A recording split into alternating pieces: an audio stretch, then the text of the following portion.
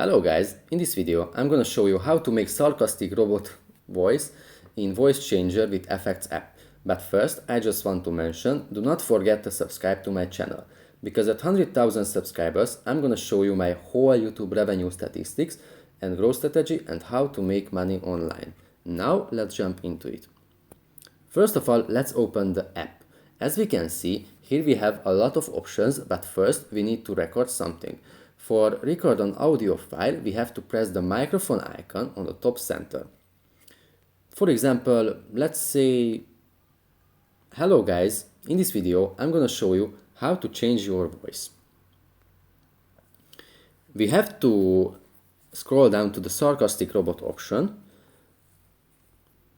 As we found it, we have to press the play button. Hello guys, in this video I'm gonna show you how to change your voice. And we are done.